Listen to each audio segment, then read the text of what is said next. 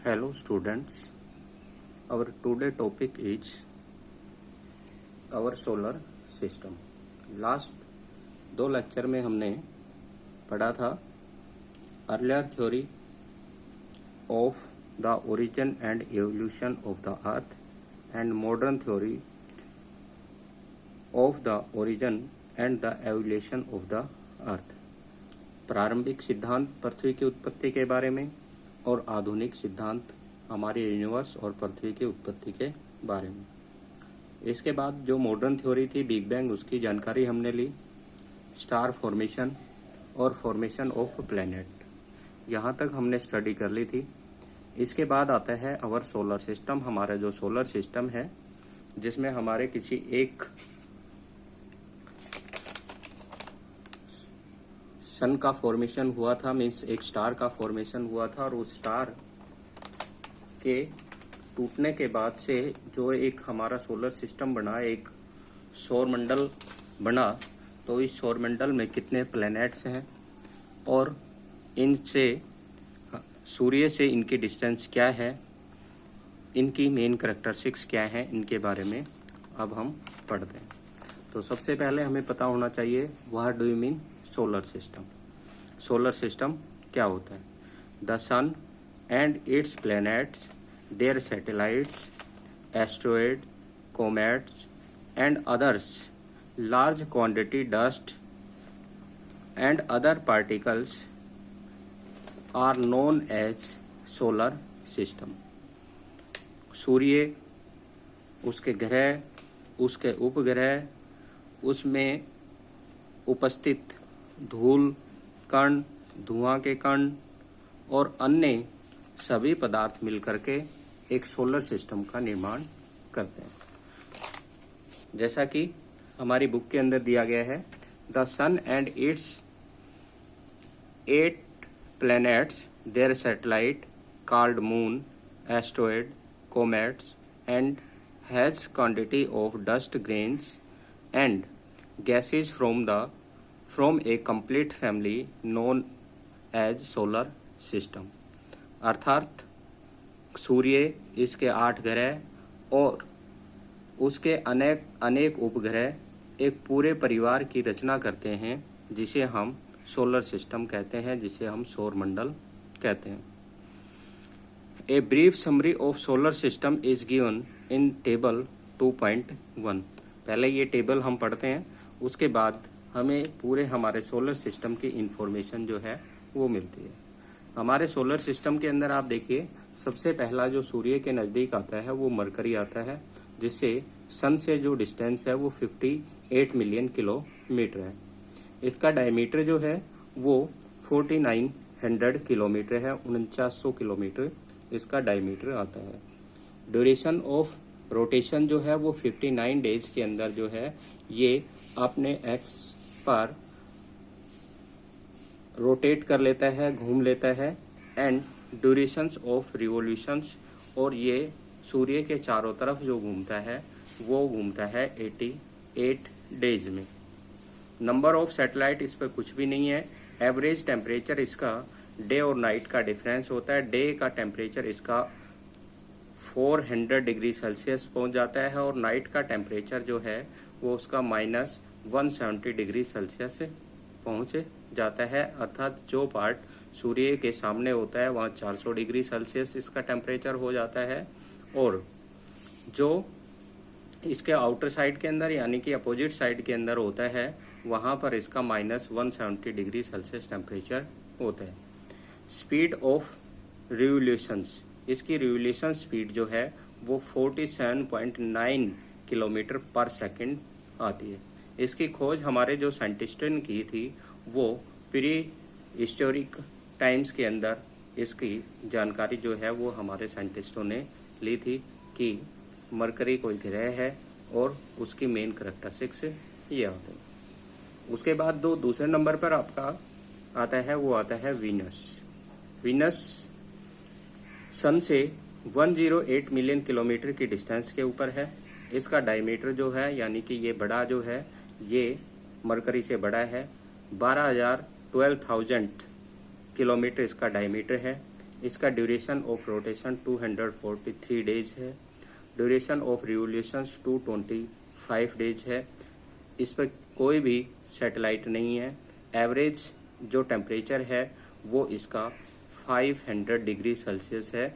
Speed of revolution जो revolution करता है सन के चारों तरफ, तो उसकी स्पीड 35 किलोमीटर पर सेकंड की स्पीड से ये चलता है। और प्री हिस्टोरिकल टाइम के अंदर जो है वो इसका की डिस्कवरी कर लेती।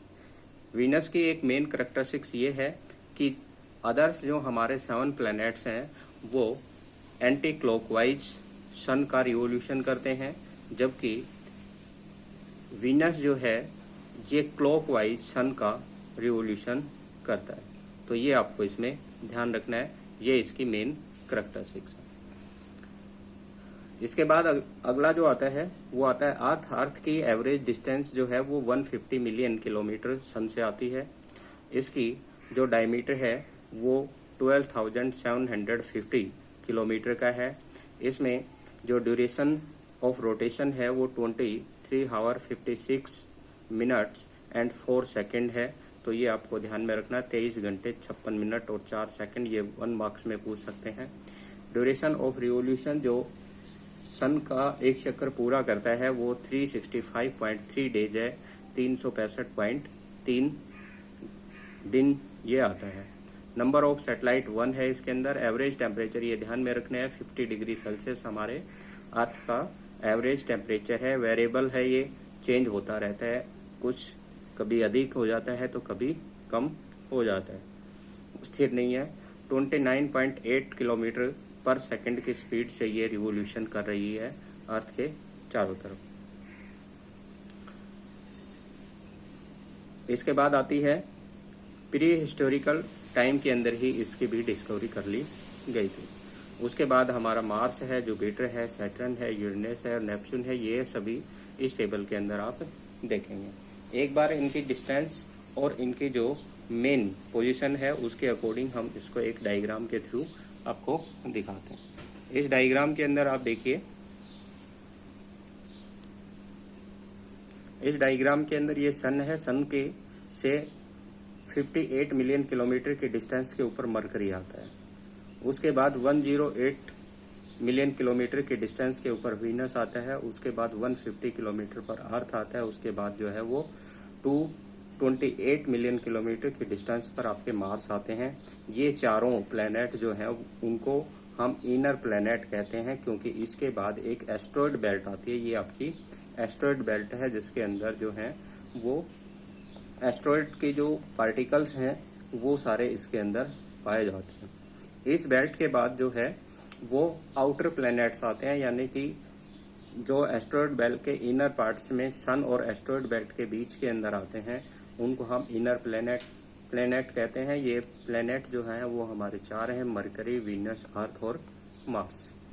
उसके बाद जो आते हैं एस्ट्रॉयड बेल्ट आ जाती है। एस्ट्रॉयड बेल्ट के बाद सन से 778 मिलियन किलोमीटर की डिस्टेंस के ऊपर जो है वो जुपिटर आता है। जुपिटर हमारे सोलर सिस्टम का सबसे लार्जेस्ट प्लैनेट आता है। उसके बाद आते हैं सैटर्न। सैटर्न जो है वो 1427 मिलियन किलोमीटर की डिस्टेंस सन से आते हैं। उसके बाद यूरेनस आता है। यूरेनस 2869 मिलियन किलोमीटर की डिस्टेंस के ऊपर आता है। उसके बाद है वो नेपच्यून। नेपच्यून जो है वो आपका आता है 4505 मिलियन किलोमीटर की डिस्टेंस पर। एस्ट्रॉयड बेल्ट के आउटर साइड के अंदर जितने भी हमारे प्लैनेट्स हैं, तो ये 4 प्लैनेट हैं, इनको हम आउटर प्लैनेट का नाम देते हैं। ये चारों प्लैनेट जो हैं ये अभी गैसेज फॉर्म के अंदर हैं, ये सॉलिड फॉर्म में कन्वर्ट नहीं हुए हैं। जबकि जो आपके इनर प्लैनेट्स हैं, ये इनर प्लैनेट्स आपके सॉलिड फॉर्म में कन्वर्ट हो चुके हैं। तो ये आपको इसमें ध्यान रखना है। इसके बाद इनकी जो मेन करैक्टरिस्टिक्स हैं वो भी हम स्टडी करते हैं। इन प्लैनेट की हम डेंसिटी को लेकर के चलते हैं कि इनकी डेंसिटी जो है वो किसकी कितनी है। तो सबसे पहले हम मरकरी की डेंसिटी लेते हैं। मरकरी की डेंसिटी जो है, ये आपका मरकरी आता है। मरकरी की डेंसिटी जो है वो 5.5 0.44 ग्राम पर क्यूबिक सेंटीमीटर आती है। तो इसको हम ग्राम पर क्यूबिक सेंटीमीटर के रूप में लेते हैं। तो ये सभी क्यूबिक सेंटीमीटर में होगी, केवल मैं आपको इसकी डेंसिटी के बारे में बताऊंगा। उसके बाद जो है वो दूसरा आता है आपका वीनस। वीनस की जो डेंसिटी है वो आ जाती है 5.245 ग्राम पर क्यूबिक सेंटीमीटर। अर्थ की डेंसिटी है, ये आपको ध्यान में रखना है, बहुत सी बार आता है 5.5 जो है वो अर्थ की डेंसिटी आ जाती है। उसके बाद इसकी जो मार्स की डेंसिटी आती है, मार्स की डेंसिटी जो है वो आ जाती है आपकी 3.9। उसके बाद देखिए ये सॉलिड फॉर्म के अंदर है, इसलिए इनकी जो डेंसिटी है वो लार्ज है, बड़ी है, अधिक है, इसका घनत्व जो है वो अधिक पाया जाता है। जबकि अब जैसे ही ये गैसेज फॉर्म में आ जाते हैं और गैसेज फॉर्म के जो भी मैटर होता है उसकी डेंसिटी है वो रिड्यूस हो जाती है। तो जुपिटर जो है उसकी डेंसिटी है देखिए 3.9 से अचानक से रिड्यूस होकर के 1.33 आ जाती है, यानी कि जो भी गैसेज फॉर्म में होते हैं उनकी डेंसिटी कम हो जाती है। उसके बाद जो है वो सैटर्न की डेंसिटी और भी कम हो जाती है, 0.70 हो जाती है। यूरेनस की डेंसिटी है वो 1.17 हो जाती है, 1.17 हो जाती है, ये भी कम हो गई। और नेपच्यून की डेंसिटी है वो 1.66 हो जाती है, यानी कि इनकी डेंसिटी कम है। इससे भी हमें ये पता लग रहा है, ये भी आपको ध्यान में रखना है कि जहाँ डेंसिटी कम हो जाती है तो वहाँ उसका सॉलिडिफिकेशन जो होती है, कठोरता का जो लेवल होता है वो कम हो जाता है और वो गैसेज या लिक्विड फॉर्म में हो जाते हैं। दूसरे नंबर पर हम इनकी बात करते हैं कि इनके ऊपर जो सैटेलाइट हैं वो कितने हैं। तो मार्स पर कोई सैटेलाइट नहीं है। सैटेलाइट्स वो होते हैं जो हमारे प्लेनेट का रिवोल्यूशंस करने वाले सोलर बॉडीज होते हैं। हमारे जो सोलर सिस्टम के पार्टिकल्स होते हैं जो किसी प्लेनेट का रिवोल्यूशंस करते हैं, तो उनको हम क्या नाम देते हैं, सैटेलाइट का नाम देते हैं। तो मरकरी पर कोई सैटेलाइट नहीं है, वीनस पर भी कोई सैटेलाइट नहीं है, अर्थ पर हमारा एक सैटेलाइट है, ये आपको ध्यान में रखना है। बहुत सी बार पूछ लेते हैं मार्स पर 2 सैटेलाइट्स हैं, मार्स पर 2 सैटेलाइट्स हैं। उसके बाद आते हैं जुपिटर पर हमारी एनसीईआरटी की बुक के अकॉर्डिंग जो है वो 16 सैटेलाइट्स हैं, 16। उसके बाद सैटर्न के ऊपर जो है वो हमारे 18 सैटेलाइट दिए गए हैं। सबसे अधिक जो नेचुरल सैटेलाइट जो है वो हमारे किसके ऊपर है, सैटर्न शनि जो हमारा ग्रह है उसके ऊपर है। उसके बाद सेकंड पोजीशन पर जो आता है उस पर यूरेनस के ऊपर जो है वो 17 सैटेलाइट्स आते हैं जो इसके चारों तरफ चक्कर काट रहे होते हैं। नेपच्यून के ऊपर जो है वो 8 सैटेलाइट हैं। तो ये आपको ध्यान में रखना है, इनकी डिस्टेंस ध्यान रखनी है, इनकी पोजीशन सन के अकॉर्डिंग में ध्यान में रखनी है। और एक और जो मेन थी वो ये थी कि ये सभी जो हैं वो एंटी क्लॉकवाइज जो है वो रिवोल्यूशंस कर रहे होते हैं, जबकि जो आपका वीनस है ये आपका क्लॉकवाइज जो है वो रिवोल्यूशंस कर रहा होता है। ये अभी आपको ध्यान में रखना है। तो ये इंपॉर्टेंट पॉइंट थे आपके, इनको ध्यान में रखना है। इसके बाद हम करैक्टरिस्टिक्स पढ़ते हैं कि इनर प्लैनेट जो होते हैं इनकी करैक्टरिस्टिक्स क्या है और आउटर प्लैनेट्स हैं इनकी करैक्टरिस्टिक्स क्या है। स्टूडेंट्स, हमने पढ़ा है कि जो एस्टेरॉयड बेल्ट के और सन के बीच में जो हमारे प्लैनेट्स हैं इनको हम इनर प्लैनेट्स कहते हैं, और जो हमारे एस्टेरॉयड बेल्ट के आउटर साइड के अंदर हैं उनको हम आउटर प्लैनेट कहते हैं। इसमें हमने डेंसिटी के बारे में भी पढ़ा है। तो ये डेंसिटी हमारे बताती है कि जो इनर प्लैनेट्स हैं इनकी डेंसिटी हाई है, और डेंसिटी हाई होने का मतलब है कि ये सॉलिड फॉर्म में आ चुके हैं। मीन्स ये जैसे हमारी अर्थ जो है वो सॉलिड है, टेरेस्ट्रियल पार्ट है, इसी टाइप से जो हमारे इनर प्लैनेट्स हैं इनको हम टेरेस्ट्रियल प्लैनेट भी कहते हैं, यानी कि इनको पार्थिव के ग्रह भी कहते हैं क्योंकि ये पृथ्वी की तरह सॉलिड हो गए हैं। तो इन इनर प्लैनेट्स की जो करैक्टरिस्टिक्स हैं और आउटर प्लैनेट्स की जो करैक्टरिस्टिक्स हैं इनको हम पढ़ते हैं। दूसरी तरफ जो आउटर प्लैनेट्स हैं इनकी डेंसिटी लेस है, ये अभी गैसीज फॉर्म के अंदर है, इसलिए इनको हम जोवियन प्लैनेट कहते हैं, क्योंकि इनका साइज जो है वो लार्ज है, और ये जो हमारा जुपिटर प्लैनेट्स है इसकी तरह साइज में बड़े हैं। मीन्स ये गैसीज फॉर्म के अंदर है और साइज के अंदर बड़े हैं, इसलिए इनको हम जोवियन प्लैनेट का नाम भी देते हैं। मीन्स जो हमारे 4 ग्रह मरकरी, वीनस, अर्थ और मार्स, इनको हम टेरेस्ट्रियल प्लैनेट कहते हैं। जुपिटर, सैटर्न, यूरेनस और नेपच्यून, इनको हम जोवियन प्लैनेट का नाम देते हैं। तो कभी आप कंफ्यूजन हो जाएं कि इनर प्लैनेट्स और आउटर प्लैनेट्स क्या हैं, तो इनको टेरेस्ट्रियल प्लैनेट्स के नाम से भी, इनर प्लैनेट को टेरेस्ट्रियल प्लैनेट्स के नाम से भी जान सकते हैं, और जो आउटर प्लैनेट्स हैं इनको हम जोवियन प्लैनेट के नाम से भी जानते हैं। तो इनमें सबसे पहले हम बात करते हैं इनमें डिफरेंस क्या है। तो सबसे पहला आता है the terrestrial planets were formed near the sun. Terrestrial planets हैं वो सन के नजदीक बने हुए हैं, but Jovian planets are farther distance of sun. जबकि जोवियन प्लैनेट्स हैं वो सन से फार्दर डिस्टेंस पर हैं, उससे अधिक डिस्टेंस पर है। तो सबसे पहला तो आपको ये ध्यान में रखना है। दूसरा ध्यान में रखना है terrestrial planets convert into solid form. ये सॉलिड फॉर्म के अंदर कन्वर्ट हो चुके हैं, but terrestrial planets are gases form. जबकि Jovian planets are gases form. जो आउटर प्लैनेट्स हैं या जोवियन प्लैनेट्स हैं ये हमारी अभी भी गैसेज फॉर्म के अंदर हैं, ये आपको इसमें ध्यान रखना है। तो इसमें ध्यान रखना है द सोलर विंड्स, इसमें ध्यान रखना है इनर प्लैनेट्स या टेरेस्ट्रियल प्लैनेट्स में the solar winds was most intense near the sun.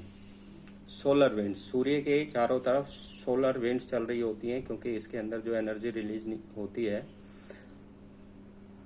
Hydrogen और हीलियम गैस के अंदर जो रिएक्शंस होते हैं, तो लार्ज स्केल्स के अंदर गैस रिलीज होती है। इस गैस से जो हीट प्रोड्यूस होती है, इस हीट से जो विंड्स चलती हैं उनको हम सोलर विंड्स का नाम देते हैं। तो जो सोलर विंड्स के इफेक्ट के कारण से जो हमारे इनर प्लैनेट्स थे, इसके स्पेस के अंदर इनके जो ये स्पेस है, इस स्पेस के अंदर जो डस्ट पार्टिकल्स और अदर पार्टिकल्स थे, वो सोलर विंड के ग्रेविटेशनल फोर्स के कारण से इसकी ओर अट्रैक्ट हो गया। इसकी ओर अट्रैक्ट होने से सोलर जो हमारे जो इनर प्लैनेट्स हैं, इनका जो स्पेस है वो क्या हो गया, ट्रांसपेरेंट हो गया, बिल्कुल जो है वो क्लीन हो गया। तो इसमें ध्यान दें the solar winds was most intense near the sun which blow off lots of gases and dust from the terrestrial planets। इनका गैस वगैरह, डस्ट वगैरह थी, वो सारी टेरेस्ट्रियल प्लैनेट की सन के सोलर विंड्स ने अपनी ओर अट्रैक्ट कर ली, इसलिए इनका जो स्पेस है, जो यूनिवर्स है, वो क्या हो गया, आपका ट्रांसपेरेंट हो गया। जबकि दूसरी तरफ फार्दर अवे कौन से हैं, दूरी पर हमारे कौन से आउटर प्लैनेट्स, जो जोवियन प्लैनेट्स हैं। इट वाज वेरी वीक, क्योंकि सोलर विंड्स का इफेक्ट है वो यहाँ पर क्या हो गया, कम हो गया, weak, and the could not remove gas from the Jovian planet. इसलिए जोवियन प्लैनेट्स के स्पेस की जो गैस और डस्ट पार्टिकल्स थे वो रिमूव नहीं हो पाए। इसके कारण से जोवियन प्लैनेट्स का जो स्पेस है वो कैसा है, आपका ट्रांसल्यूसेंट या डार्क है। तो ये आपको ध्यान में रखना है, ये इंपॉर्टेंट पॉइंट आता है। उसके बाद आते हैं the terrestrial planets are smaller in size. Terrestrial planets हैं, ये मैं पहले ही बता चुका हूं आपको कि ये साइज के अंदर क्या है, स्मॉल है। जबकि जोवियन प्लैनेट्स जो हैं वो साइज में आपके क्या है, बड़े हैं। The terrestrial planets are smaller in size and have low gravitational pull, और इनके में ग्रेविटेशनल फोर्स जो है वो कम है। As such they could not hold the escaping gas, इसलिए अपनी ये गैस वगैरह थी, इसको भी ये अपने पास जो है वो होल्ड नहीं कर पाए, और सोलर विंड्स के कारण से ये इसकी ओर आ गई। जबकि जो हमारे जोवियन या आउटर प्लैनेट्स हैं, इनका साइज लार्ज है, उनमें ग्रेविटेशनल फोर्स जो है वो लार्ज है, जिसके कारण से इनकी जो गैस है वो यहाँ से इनके स्पेस से जो है वो रिमूव नहीं हो पाई, इनके वायुमंडल से, अंतरिक्ष से ये बाहर नहीं जा पाई। तो ये भी आपको इसमें ध्यान में रखना। इस प्रकार से ये हमारे 8 ग्रह, सूर्य, एस्ट्रॉयड बेल्ट्स और अदर जो पार्टिकल्स हैं ये मिलकर के हमारे पूरे सोलर सिस्टम का निर्माण करते हैं। हमारे सोलर सिस्टम का निर्माण हमने पहले पढ़ा था कि एक नेबुला हाइपोथेसिस के रूप में हमने पढ़ा था कि नेबुला जो 5 to 5.6 बिलियन ईयर्स एगो जिसमें एक्सप्लोजन्स हुआ था और एक्सप्लोजन्स होकर के और हमारे सोलर सिस्टम का फॉर्मेशन हुआ था। उस टाइम हमारे सोलर सिस्टम के अंदर जो है वो 9 ग्रह आते थे, लेकिन 29 जुलाई 2005 को हमारे जो जियोलॉजिस्ट हैं और हमारे जो एस्ट्रोनॉमिकल्स हैं, इन एस्ट्रोनॉमिकल्स ने हमारे एक जो 9वां ग्रह था प्लूटो, उसको हमारे सोलर सिस्टम से बाहर कर दिया, क्योंकि इसके अंदर कुछ जो सैटेलाइट की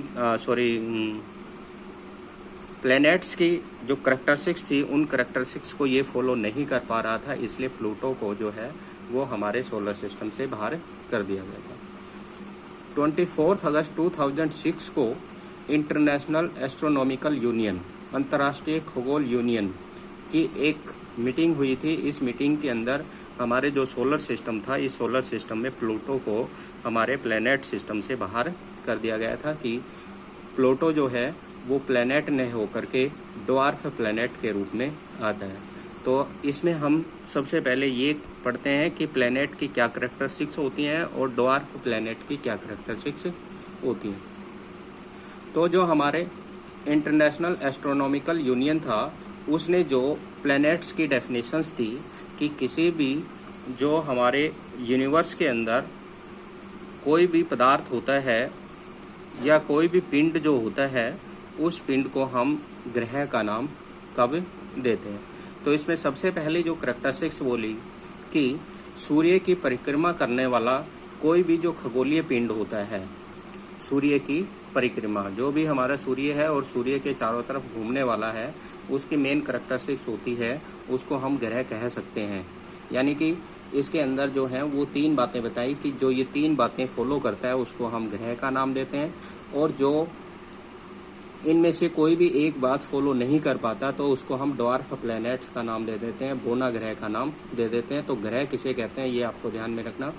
कोई भी आकाशीय पिंड जो होता है, जो आकाश के अंदर होता है, खगोलीय पिंड होता है, वो सूर्य के चारों तरफ जो है वो चक्कर लगा रहा हो, उसकी परिक्रमा कर रहा हो, उसका जो है वो रिवोल्यूशन कर रहा हो, तो उसको हम क्या कहते हैं, ग्रह कहते हैं। दूसरी करैक्टरिस्टिक्स है कि उसका स्वयं का सेल्फ का उसमें ग्रेविटेशनल फोर्स हो, जिससे उसके नियर बाई एरिया के अंदर वाटर वगैरह जो होता है, अदर पार्टिकल्स होता है, उसको वो कंसिस्ट रख सके, अपने पास जमा करके रख सके। यानी कि जिस भी आकाशीय पिंड में अपना गुरुत्वाकर्षण बल होता है और उसके नियर बाई एरिया के अंदर जो भी स्पेस के अंदर पार्टिकल्स होते हैं, उनको वो अपने साथ समाये रख सकता हो, तो उसको हम क्या कहते हैं, ग्रह का नाम देते हैं। अर्थात सभी आकाशीय पिंड जो सूर्य की परिक्रमा करते हों और उनमें अपना स्वयं का गुरुत्वाकर्षण हो, ताकि वह जो है वो एक सॉलिड पिंड के रूप में, एक दृढ़ पिंड के रूप में अपने शक्तियों से अपने चारों ओर की वस्तुओं को अपने पास समा रख सके और अपने ऊपर जो संतुलन की स्थिति बनाए रख सके, अर्थात वह एक गोल आकृति के रूप में हो। तीसरी जो बात उसने बताई कि वह अपनी परिक्रमा के दौरान निकट के ग्रह को पार कर ले।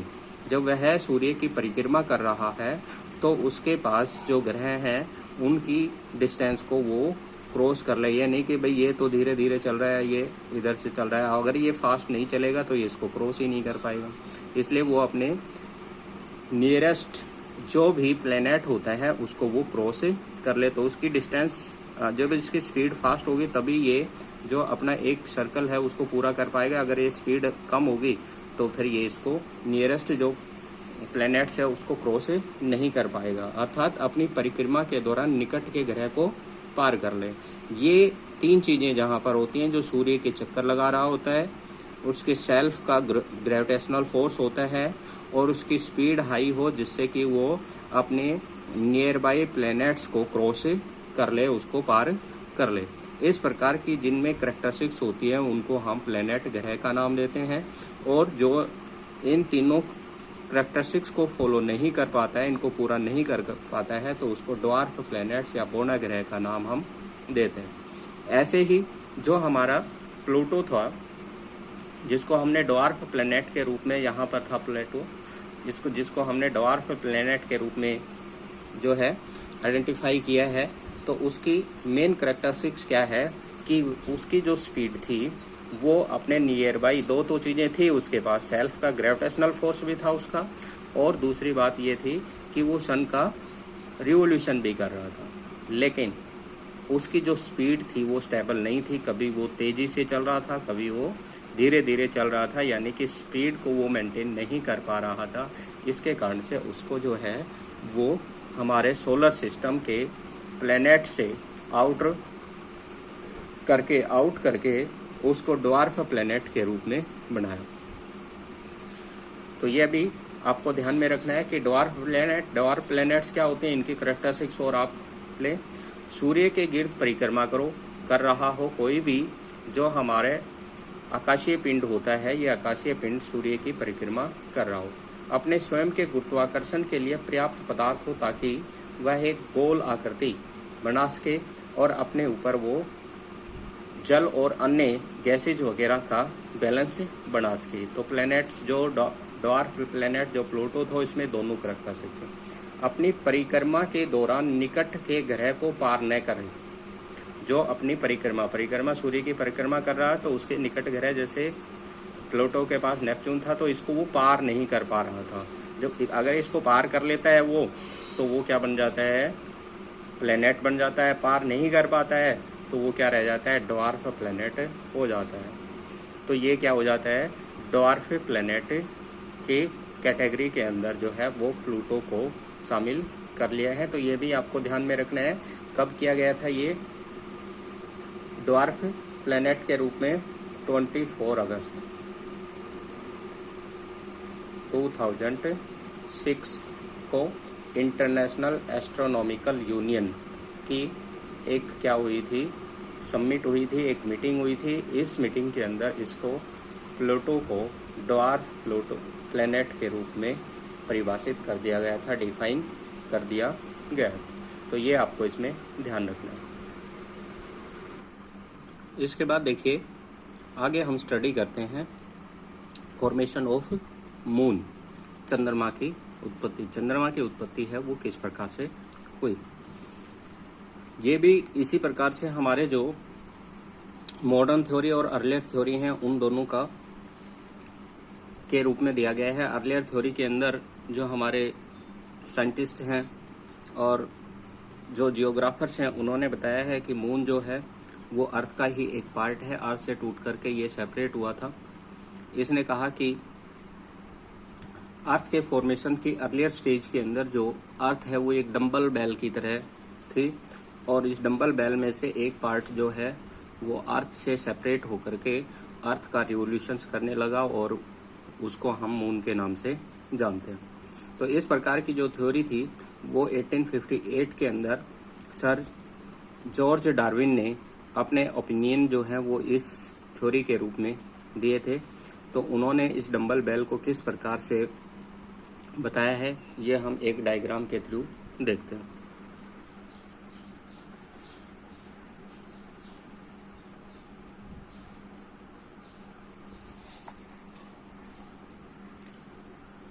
सोलर फॉर्मेशन के बाद आगे हम पढ़ते हैं फॉर्मेशन ऑफ मून। मून का फॉर्मेशन जो है वो कैसे हुआ, क्योंकि अर्थ का एक सैटेलाइट है जिसको हम मून का नाम देते हैं, चंद्रमा का नाम देते हैं। चंद्रमा की फॉर्मेशंस के लिए भी अलग अलग जो हमारे साइंटिस्ट हैं उनके अलग अलग व्यू हैं, अलग अलग उनकी थ्योरीज हैं। जिसमें हम मॉडर्न थ्योरी और अर्लियर थ्योरी जैसे अर्थ के फॉर्मेशंस के बारे में, सोलर सिस्टम के फॉर्मेशन के बारे में पढ़ी थी, ऐसे ही मून के बारे में भी हम अर्लियर थ्योरी और मॉडर्न थ्योरी की स्टडी करते हैं। तो इसमें सबसे पहले जो हमारे अर्लियर थ्योरी है, अर्लियर थ्योरी 1858 के अंदर सर जॉर्ज डार्विन ने दी थी। इसके अंदर उन्होंने बताया था कि अर्थ के फॉर्मेशन के टाइम में मून और अर्थ थे वो एक सिंगल बॉडी के रूप में थे और वो फास्टली रोटेटिंग कर रहे थे, तेजी से वो घूम रहे थे। ये डंबल बेल की शेप के अंदर जो रोटेटिंग पार्ट था, जो अर्थ का फॉर्मेशन हुआ था, वो स्टार्टिंग में एक डंबल बेल की तरह था, जैसा कि मैं आपको डायग्राम के अंदर दिखाता हूँ कि डंबल बेल किस प्रकार का होता है। डंबल बेल जो होता है वो शिव के डमरू जैसा होता है, इसलिए उसको डंबल बेल कहते हैं। शिव जी का जो डमरू आपने देखा होगा कि शिव जी का डमरू जो होता है वो साइड में वाइड रहता है, लेकिन मिडल पार्ट जो होता है वो उसका नैरो होता है। तो इस प्रकार से हमारे अर्थ स्टार्टिंग के अंदर जब मून का फॉर्मेशन नहीं हुआ था, उस टाइम पीरियड के अंदर हमारी अर्थ जो थी वो एक डंबल बेल की तरह थी, जिसके कॉर्नर थे वो वाइड थे और मिडल पार्ट जो था वो आपका क्या था, श्रिंकिंग था। ये जैसे इस रूप में ये थी और ये फास्टली जो है वो रोटेटिंग कर रही थी, घूम रही थी। इसमें सडनली उन्होंने बताया है कि कुछ घटनाओं के कारण से, उनका इसमें एविडेंस नहीं दिया कि किन घटनाओं के कारण से, तो सर जॉर्ज डार्विन ने कहा कि ये पार्ट जो है वो उसका रिवोल्यूशंस करता हुआ सेपरेट हो गया, इसे टूट गया और टूट करके ये पार्ट जो बचा इसको मून का नाम दिया गया। ये पार्ट जो बचा ये अर्थ का फॉर्मेशन हो गया। ये टूटा हुआ जो पार्ट था ये सेंट्रीफ्यूगल फोर्स के कारण से और अर्थ के ग्रेविटेशनल फोर्स के कारण से अर्थ के रिवोल्यूशंस करने लगा, इसी के चारों तरफ ये घूमने लग गया। और जब ये इसके चारों तरफ घूमने लगा, रिवोल्यूशंस ये इसके करने लगा, तो ये अर्थ का सैटेलाइट हो गया और इसको साइंटिस्ट ने नाम दिया मून, और मून का फॉर्मेशन हुआ। तो ये डंबल बेल शेप के अंदर था। इवेंचुअली अचानक से इसमें घटना घटित हुई और ये डंबल बेल जो है इससे टूट करके सेपरेट हो गई। ये जैसे इससे टूट करके सेपरेट हुई तो इसकी ग्रेविटेशनल फोर्स और सेंट्रीफ्यूगल और सेंट्रीपिटल तीनों फोर्स के कारण से ये इसके रिवोल्यूशंस करने लगा और रिवोल्यूशंस करने के बाद साइंटिस्ट ने इसको नाम दिया मून सैटेलाइट। तो ये इसको मून सैटेलाइट के नाम से जाना जाता है। साइंटिस्ट ने इसके लिए एविडेंस दिया कि जिस पार्ट से हमारा मून सेपरेट हुआ है उस पार्ट्स के अंदर एक डीप गहरे गड्ढे का निर्माण हो गया, डीप गार्ज का फॉर्मेशन हो गया और उसके अंदर वाटर फिलिप होने से आज यहाँ पर जो पानी भरा हुआ है उसको हम पैसिफिक ओशियंस का नाम देते हैं। यानी कि पृथ्वी का जो टूटा हुआ भाग है,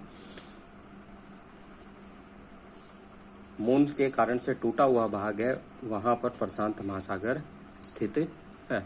ये हमारे साइंटिस्टों के व्यू हैं, उनके विचार।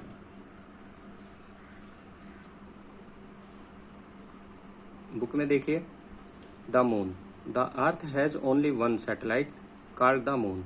Satellite have come out the various, इसमें scientists have come out the various theories regarding the origins of the moon.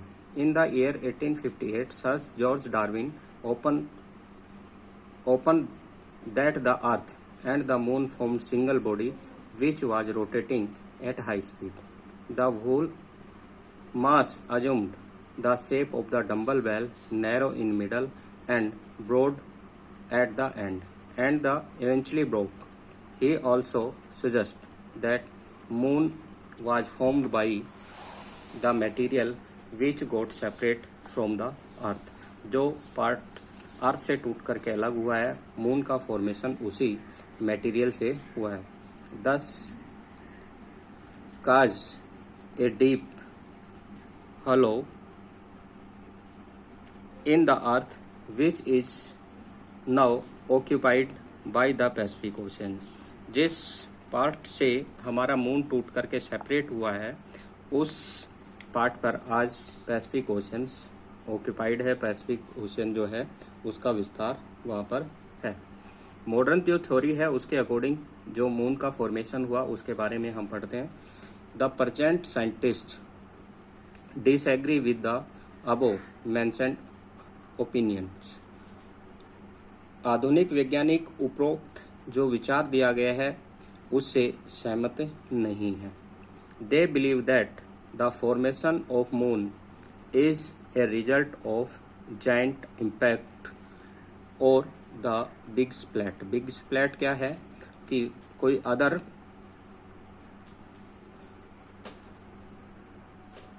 Part हमारे अर्थ से आकर के टकराता है और टकराने से अर्थ का कोई पार्ट उससे सेपरेट हो जाता है, उससे टूट करके अलग हो जाता है और वो अर्थ का रिवोल्यूशंस करने लगता है, तो उससे हमारे मून का फॉर्मेशन हुआ है। तो इसमें जैसे